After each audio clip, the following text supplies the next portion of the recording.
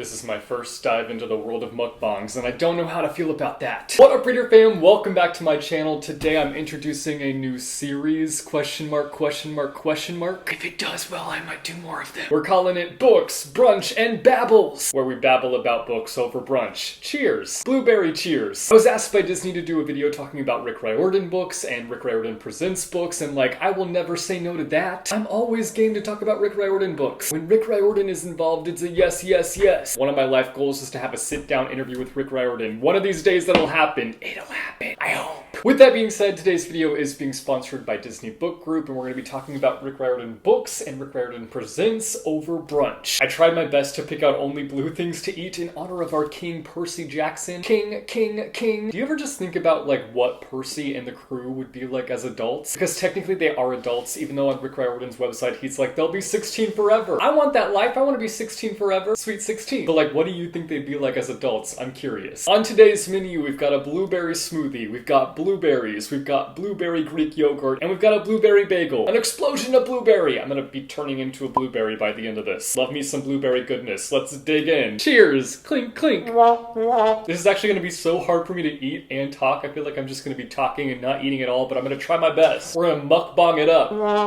I want to talk about Rick Riordan Presents first, which is his imprint, because I've low-key set a goal for myself this summer to get caught up with Rick Riordan Presents books. It's a low-key goal. Now it's technically a high-key goal now that I'm revealing it to all of you. Cat's out the bag. Oops. It's a no pressure thing though. I don't want there to be pressure at all, because if there's pressure, I won't read any of them. That's how it usually goes for me. If there's any kind of pressure to read a book, I'm like, yeah, not reading it. Nope. It's not gonna be the end of the world if I don't read them this summer, but I would like to read them before the end of the world. That's a literal goal I have. Mind you, I have the goal to read all of my books before the end of the world. Will I be able to achieve that? Stay tuned, my dudes.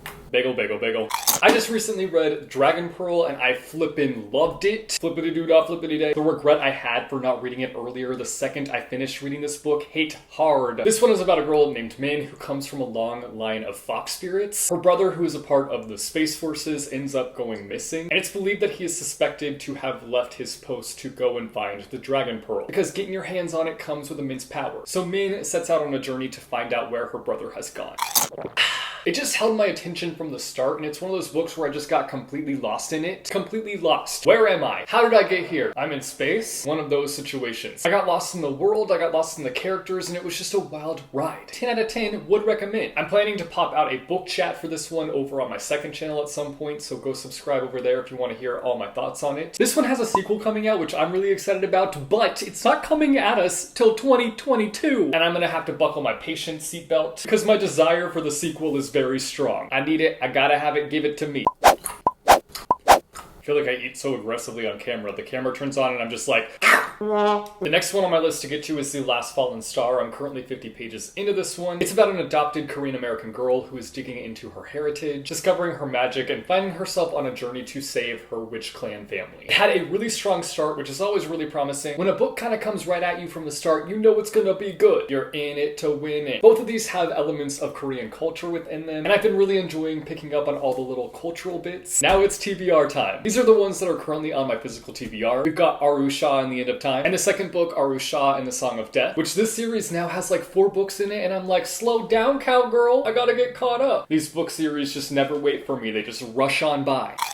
I've got Sal and Gabby Break the Universe, the second book, Sal and Gabby Fix the Universe, and Tristan Strong Punches a Hole in the Sky. But because I'm a chaotic mess, I decided to pick up more of the ones that I haven't read yet. Why do I do this to myself? But that means it's unboxing time!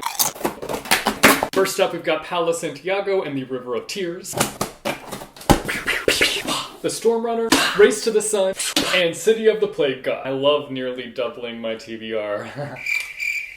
I need your help though. I want you guys to vote on which one you think I should read after I finish The Last Fallen Star, the one that I'm currently reading. If your vote is for Arusha, then write peacock in the comments. I think that's a peacock. If your vote is for Sal and Gabby, then write universe in the comments. If your vote is for Tristan Strong, then write hammer in the comments. If your vote is for Paula Santiago, then write crying in the comments. If your vote is for Race to the Sun, then write sunburn in the comments. If your vote is for the Storm Runner, then write run in the comments. And if your vote is for City of the Plague God, then write yeehaw in the comments. Sure, we'll go with that. Whichever one gets the most votes, I will make sure to prioritize after I read The Last Fallen Star. We've got quite quite a few Rick Riordan Presents titles coming out this year, so now let's move on to the next segment, upcoming releases!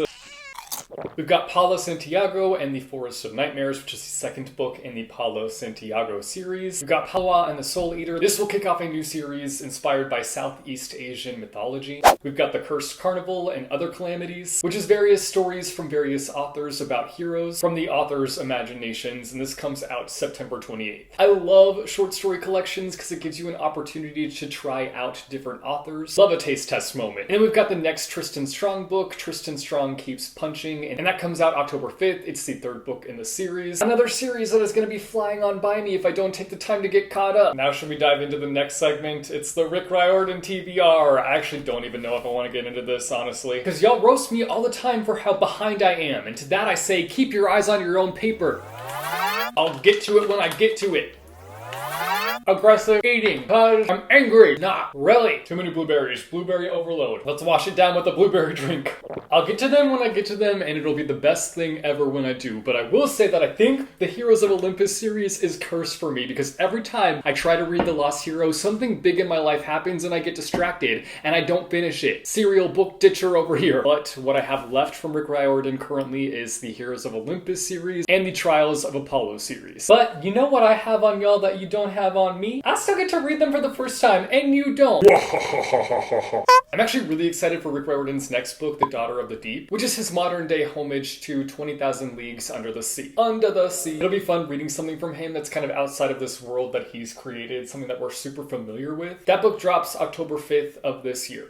Oh no, I just thought of another Rick Riordan series I haven't touched yet. The Kane Chronicles. I feel like it's the sibling that's always overlooked too. I'm sorry, precious book babies. It almost makes me want to try and prioritize that series because I feel like nobody ever really talks about it. Like, I know that people really like it, but it's just not talked about as much as Rick's other books. The last thing that I want to talk about today is the upcoming adaptation. What should we call this segment? Adaptation thoughts. If you've been living under a rock, you might have missed the fact that Percy Jackson and the Olympians is getting an adaptation, and by adaptation I mean readaptation, because obviously we had a disaster a few years back. And now we're getting a readaptation, and I'm actually so hopeful for this new adaptation that we're going to be getting, mostly because our iconic Uncle Rick will be involved in the process of creating this, and he should have been involved in the first one. Let's be real here. Maybe it would have gone on a different route had he been involved in the first one. But like, we don't talk about the route the first one went in, because yikes. I will say though that I really desperately want both a cameo from Logan Lerman, our original Percy Jackson, and then we also need a Rick Riordan cameo. It's gotta happen. I'm really kind of hoping that we get a cast of characters that are unknown. I just want a fresh cast. Keep it fresh.